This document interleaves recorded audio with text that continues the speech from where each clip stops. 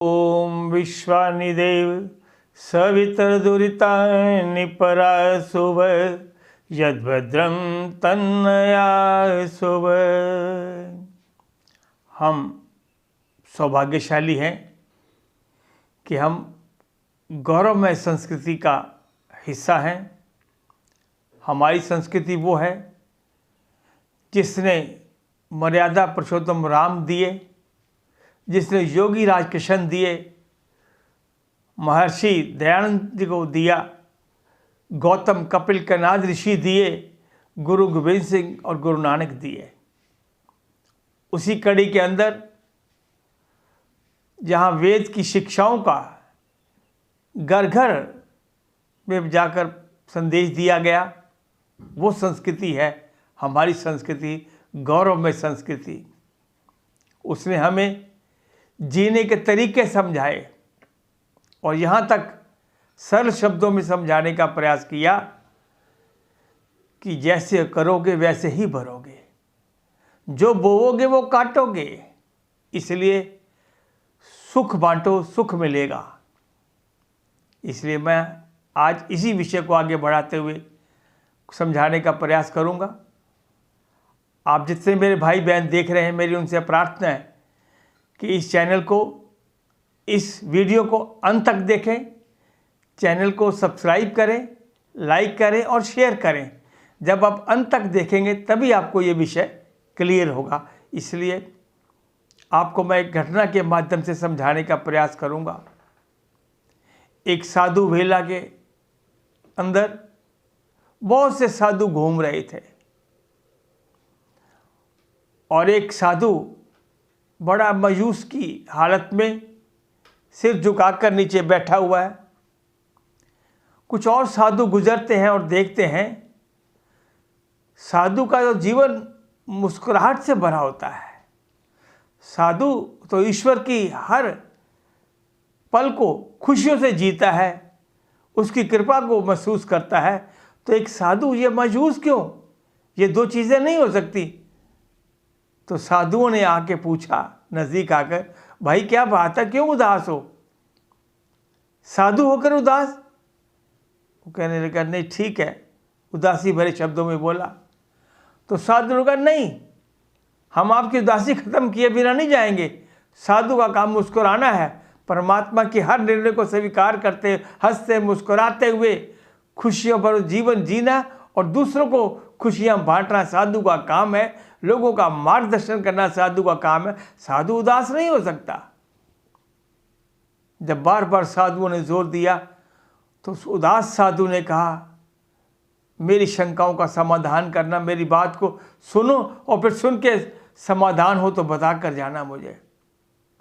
वो साधु कहने लगा कि बचपन में गरीबी के परिवार में मैं पैदा हुआ, गरीबी की हालत में, घर में खाने का भोजन नहीं था, कोई सुख सुविधा नहीं थी।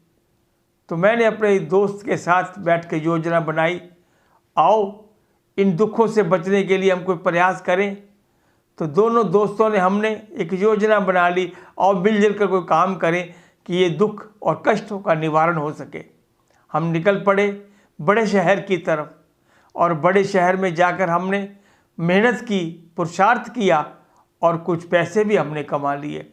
जो पैसे कमाने लगे, खुशियां आने लगी और हम मस्ती से जीवन व्यतीत करने लगे। अचानक एक दिन मेरा साथी थोड़ा अस्वस्थ हो गया और मैं डॉक्टर के लेकर गया, दवाई की, लेकिन मेरे साथी को कोई आराम ना आया 2-3 दिन। तो मेरे मन के अंदर एक पाप ने जन्म ले लिया। मैं आपको स्पष्ट कहना चाहूँगा कि पहले मनुष्य पाप की अवस्था में पहुँचता है, फिर अपराध की अवस्था में पहुँचता है। इसलिए प्रयास करो कि हम पाप तक ही ना जाएं। और वो साधु कहने लगा कि मेरे मन में पाप आ गया कि हमने अभी बहुत से पैसे कमा लिए, लाखों रुपए कमा लिए हैं, हमने कभी पैसा देखा नहीं था और वो बीमार होने लगा। तो मेरे मन में पाप पैदा हो गया कि अगर ये व्यक्ति जीवन से चला ही जाता है तो सारा पैसा मेरा हो जाएगा और मैं माला माल हो जाऊंगा। इस पाप के आते ही मन में मैंने अपने साथी का इलाज ठीक ढंग से नहीं किया और 2-4 दिन के बाद वो उसकी तबीयत बिगड़ने लगी और मेरे मन में पाप आ चुका था। तो मैंने ऐसे प्रमाण इकट्ठे करने शुरू कर दिए कि जिससे कि हर आदमी मेरी बात पे विश्वास करे। डॉक्टर के सर्टिफिकेट, दवाइयों के सर्टिफिकेट, स्लिप्स और उसके बाद जो टेस्ट कराए उनकी रिपोर्टें धीरे धीरे मैं इकट्ठा करता चला गया। 2 दिन के बाद मेरे साथी की तबीयत बिगड़ी और उसकी मौत हो गई और मेरा सपना जो था वो साकार हो गया। जो पाप मेरे मन में आया था वो पाप मेरा पूरा सिरे चढ़ गया और मैंने कहा अब ये चला गया है। उसका मैंने अंतिम संस्कार भी कर दिया और उसके मौत के सर्टिफिकेट भी इकट्ठे कर लिए और अब मन बनाया कि सब पैसा मेरा हो गया। पैसे के लिए ही मैंने पाप किया, मन में पैदा किया और पैसा मेरे पास हो गया। अब इसका कोई सबूत किसी के लिए नहीं है। जब पैसे मैंने इकट्ठे कर लिए तो कुछ दिनों के बाद मैंने मन बनाया अब मुझे अपने शहर वापस चलना चाहिए, अब मैं माला माल हो गया हूँ।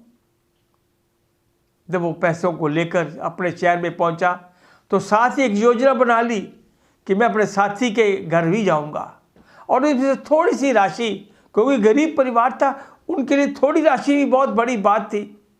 मैंने अपने साथी के घर जाकर सारी व्यथा सुनाई कि वो बीमार हो गया, हम काम करते थे और थोड़े पैसे कमाने लगे थे तो बीमार हो गया, मौत हो गई है।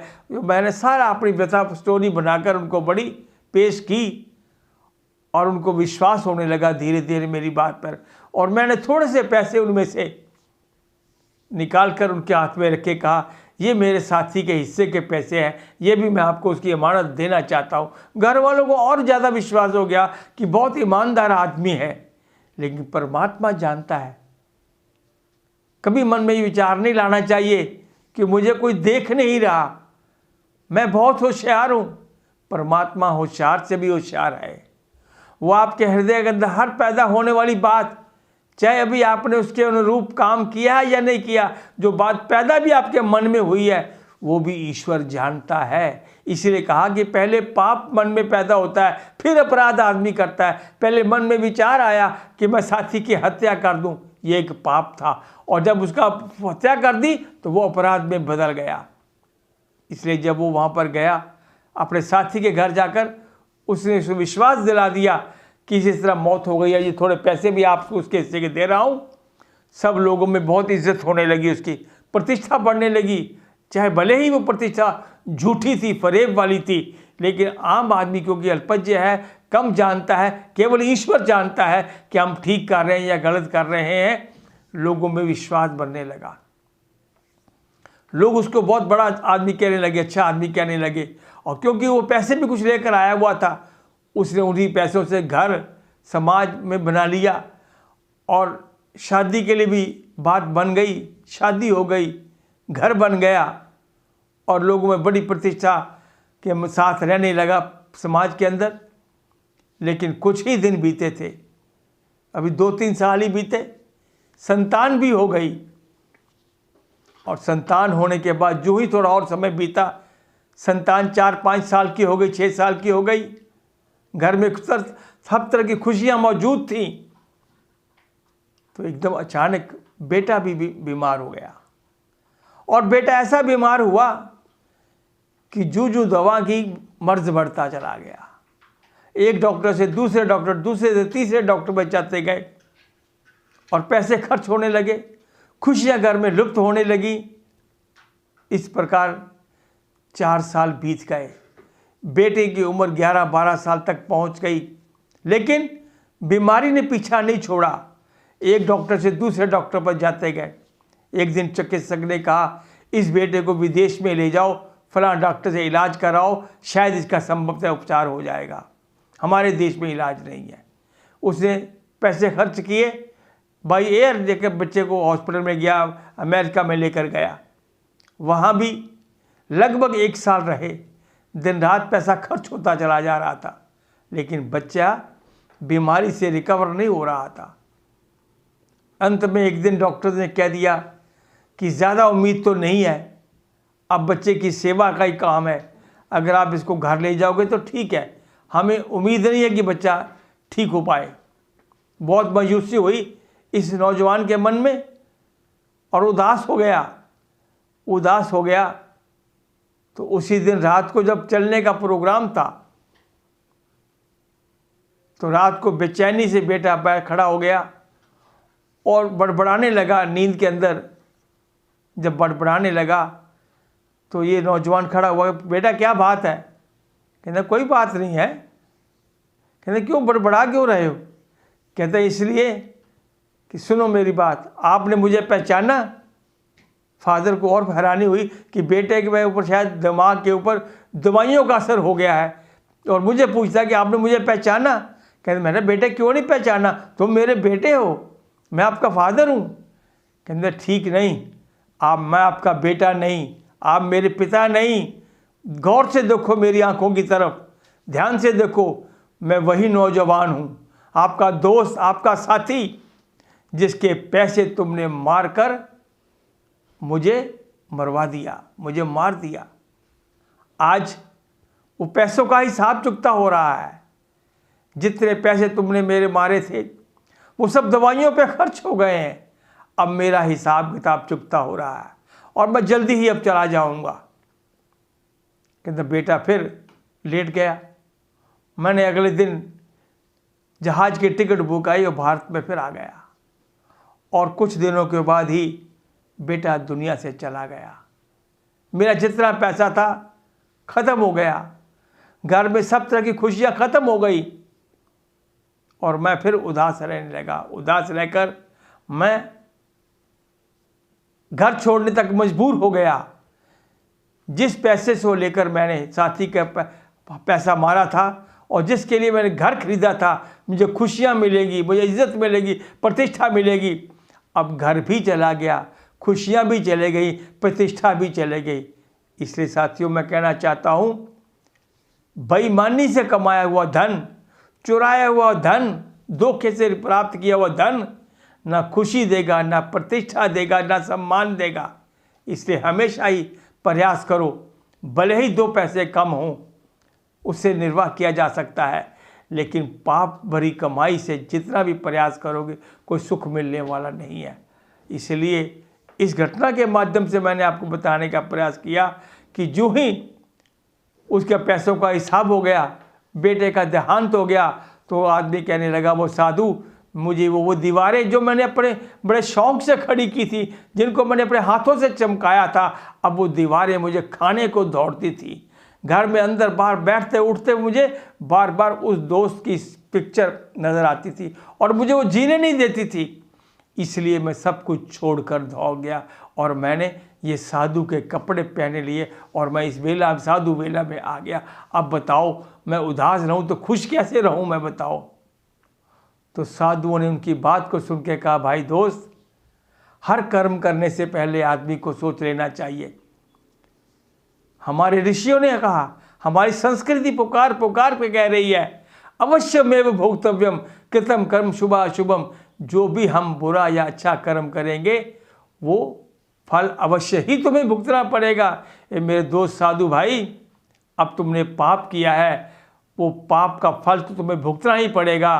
तुमने हत्या की है, अपराध किया है, अपराध का फल तो ईश्वर तुम्हें देगा ही देगा। इसलिए अब इसका एक ही तरीका है कि लोगों को जगह जगह जाकर, मोहल्ले मोहल्ले में, समाज में जाकर, हर सत्संग में जाके बताओ लोगों को, पाप मत करना, अपराध मत करना, कर्मों का फल भुगतना पड़ेगा।